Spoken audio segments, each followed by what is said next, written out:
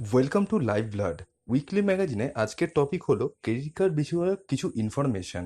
আপনি যদি credit card ব্যবহারকারী হন তাহলে অবশ্যই জেনে রাখুন। আমাদের অর্থনৈতিক জীবনে ক্রেডিট কার্ড একটা অবশ্যম্ভাবী বিষয় হয়ে উঠেছে, বিশেষ করে উপার্জনকারীদের কাছে এটা খুবই জরুরি, কিন্তু এর সঠিক ব্যবহার সম্পর্কে সকলেরই জানা উচিত, না হলে এই কার্ডই কিন্তু অর্থনৈতিক সমস্যার কারণ হয়ে দাঁড়াবে। দুর্ভাগ্যের বিষয় হলো অধিকাংশ মানুষই কার্ড নিয়ে সমস্যায় পড়লে কি করবেন শুধু সেটুকুই জানেন। ইতিমধ্যে আপনার পকেটে যদি একটা ক্রেডিট কার্ড থাকে অথবা আপনি ক্রেডিট কার্ড নেওয়ার পরিকল্পনা করে থাকেন, তাহলে আপনার জন্য আমাদের তরফ থেকে কিছু পরামর্শ রইল। আপনার জন্য আদর্শ ক্রেডিট কার্ডটি বেছে নিন। এটা নির্ভর করবে আপনি কী কারণে ক্রেডিট কার্ড নিচ্ছেন তার ওপরে। হতে পারে আপনার ক্রেডিট কার্ড বাড়াবার জন্য, আপনার ক্রেডিট বাড়াবার জন্য, হতে পারে ব্যালেন্স ট্রান্সফার বা কিছু কেনার জন্য, আপনি কম সুদের সুবিধা পাচ্ছেন, অথবা ক্যাশব্যাক বোনাস বা ট্রাভেল রিওয়ার্ডস বা অন্য যে কোনো কারণে। যে কারণে নিচ্ছেন সেটা মাথায় রেখে কার্ড পছন্দ করুন। শর্তাবলী ভালো করে পড়ে নিন। ক্রেডিট কার্ড নেওয়ার আগে তার শর্তাবলী বা টার্মস অ্যান্ড কন্ডিশন ভালো করে পড়ে নিন। এটাই কিন্তু আপনাকে ক্রেডিট কার্ডের সঠিক মূল্য বুঝতে সাহায্য করবে। এই বিষয়ে যা চুক্তি হবে তার নির্দিষ্ট কাগজপত্র আপনাকে বুঝে নিতে হবে, কারণ এটাতেই সমস্ত নিয়মকানুনের খুঁটিনাটি বলা থাকবে। তাই স্বাক্ষর করার আগে আপনি ভালো করে বিষয়টি পড়ে নিন। আপনি কত টাকার ক্রেডিট কার্ডের জন্য আবেদন করছেন তার ওপর আপনার ক্রেডিটের সুদের হার নির্ভর করবে। ক্রেডিট কার্ডের পেমেন্ট কয়েক ভাগে ভাগ করে আলাদা আলাদা সুদের হারে টাকা রাখুন। কার্ডের নিয়ম অনুযায়ী সেটা অনেক সময় নিজে থেকেই হয়ে যায়। সুদের হার জেনে নিন, সুদের হার জেনে নিয়ে সেই ব্যাংকের ক্রেডিট কার্ড আপনি ব্যবহার করুন। নির্দিষ্ট খরচগুলি ভালো করে বুঝে নিন। কার্ড থাকলে অ্যাকাউন্ট থেকে আপনি বছরের নির্দিষ্ট সময় টাকা কেটে নেওয়া হয়। এছাড়াও ফান্ড ট্রান্সফার ফি আলাদা করে কাটা হয়। এই ধরনের খরচ কমাতে সবার আগে আপনাকে বুঝতে হবে আপনার কার্ড থেকে কী কী খাতে কত টাকা কাটা হয়। যদি অযথা কার্ড ব্যবহার করেন তাহলে এইসব চার্জ অনেক কম হয়। কার্ডের স্টেটমেন্ট ভালো করে পড়ুন। ক্রেডিট কার্ডের স্টেটমেন্ট শুধু চোখ বুলিয়ে ছেড়ে দেবেন না, এর মধ্যে সমস্ত খরচের বিস্তারিত বিবরণ দেওয়া থাকে, ফলে এটা ভালো করে খুঁটিয়ে দেখলে আপনি খরচের হিসেব পেয়ে যাবেন, এবং যদি বিনিময়ে কোনো টাকা কাটা হয়ে থাকে তারও যাচাই করতে পারবেন, এবং যে যে খাতে বেশি খরচ হয় তারও একটা হিসেব রাখতে পারবেন। কার্ডকে ম্যানেজ করতে অ্যাপ ডাউনলোড করুন।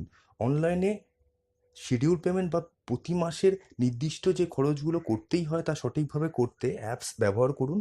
এতে আপনি খুবই সহজেই সমস্ত পেমেন্টের দেখভাল, ক্রেডিট লিমিটের সঠিক হিসাব, অন্যান্য বিষয়গুলি ভালোভাবে দেখভাল করতে পারবেন। সঙ্গে সঙ্গে সমস্ত আপডেট জেনে নিতে পারবেন। নিজের অধিকার বুঝে নিন।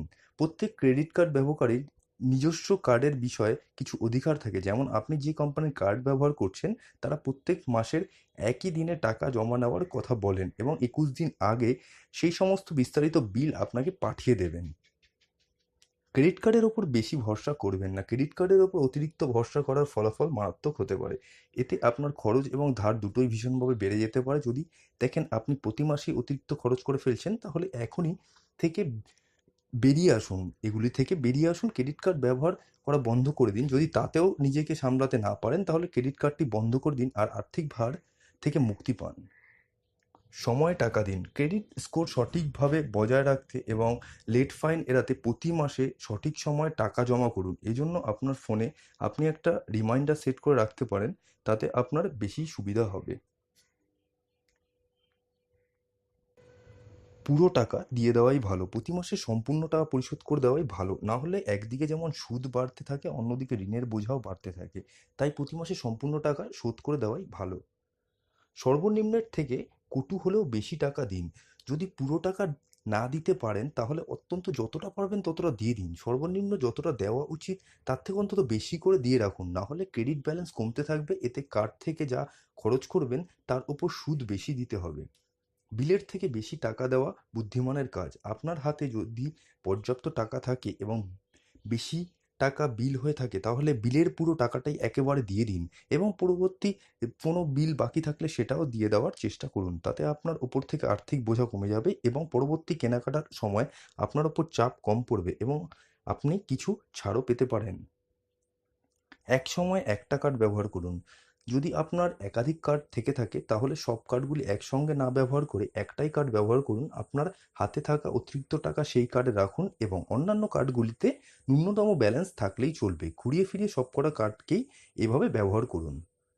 খরচের আগে কার্ডের ব্যালেন্স দেখে নিন। ক্রেডিট কার্ডে কিছু কেনার আগে অ্যাপস থেকে অবশ্যই ব্যালেন্স চেক করে নিন। বিশেষ করে বেশি টাকা দামের কিছু কিনলে অবশ্যই এটা মেনে নিন। বাজেটের মধ্যে কেনাকাটা করুন। আপনি যে জিনিস টাকা পুরোটা দিতে পারবেন সেই জিনিসটাই কেনাটাই বুদ্ধিমানের কাজ। আপনার বাজেটের বাইরে গিয়ে কিছু কিনলে সেটার জন্য আপনার আর্থিক বোঝা চেপে যাবে, যেটা পরবর্তী মাসগুলোতেও আপনার মাথায় ব্যথার কারণ হয়ে দাঁড়াবে। প্রত্যেকবার টাকা দেওয়ার সময় ঠিকমতো দেওয়া হয়েছে কিনা ভালো করে দেখে নিন। আপনি যখনই যেই বিল দিয়ে থাকুন না কেন সবসময় খোঁজ রাখবেন সেই টাকা সঠিক জায়গায় গেছে কিনা। যদি কোনো কোনো গোলমাল লক্ষ্য করেন তাহলে সঙ্গে সঙ্গে আপনার কার্ড প্রদানকারী সংস্থাকে বিষয়টি জানিয়ে নিন। ক্রেডিট কার্ড দিয়ে কখনো টাকা তুলবেন না। ক্রেডিট কার্ডের মাধ্যমে ক্যাশ টাকা তোলা খুবই খরচ সাপেক্ষ বিষয়। শুধুমাত্র যে এর জন্য নির্দিষ্ট ফি হবে তাই না, এর জন্য কোনো গ্রেস পিরিয়ডও আপনি পাবেন না। আপনি যত তাড়াতাড়ি সেই টাকা ফেরত দিতে না কেন তার জন্য কিন্তু আপনাকে সেই চড়া সুদই দিতে হবে। প্রয়োজনে কাস্টমার কেয়ারের সঙ্গে অনায়াসে যোগাযোগ করুন। যদি কখনো দেখেন আপনার কার্ড থেকে কোনো টাকা কাটা হয়েছে যা আপনি জানেন না, বা আপনার কার্ড চুরি হয়ে গেছে বা খুঁজে পাচ্ছেন না, বা ধরুন আপনার ক্রেডিট লিমিট বাড়াতে হবে, যে কোনো ক্ষেত্রেই অনায়াসে কাস্টমার কেয়ারের সঙ্গে যোগাযোগ করে নিন। আপনার ব্যাংকের যে হেল্পলাইন আছে সেই নাম্বারে যোগাযোগ করুন। অনেকগুলি ক্রেডিট কার্ড না রাখাই ভালো। আগেও বলেছি, অনেকগুলো ক্রেডিট কার্ড রাখলেই তা নানা ঝামেলার কারণ হয়ে উঠতে পারে। প্রতি মাসে একাধিক পেমেন্ট সঠিক সময় দেওয়ার কথা মনে রাখাটা সত্যিই খুব কষ্টকর। কোন কার্ডে ব্যালেন্স আছে কোন কার্ডে নেই সেটা মনে রাখা খুব মুশকিল হয়ে পড়ে। ভবিষ্যতের রোজগারের সঙ্গে সামঞ্জস্য রেখে ক্রেডিট কার্ড ব্যবহার করুন। বিভিন্ন সমীক্ষায় দেখা গেছে ক্যাশ টাকায় আপনি যা খরচ করেন ক্রেডিট কার্ডে খরচ করে তার থেকে অনেক বেশি খরচ হয়। প্রত্যেকটা ক্রেডিট কার্ড কেনা মানে আপনার ভবিষ্যতের রোজগার থেকে টাকা কিছুটা কমিয়ে ফেলছেন।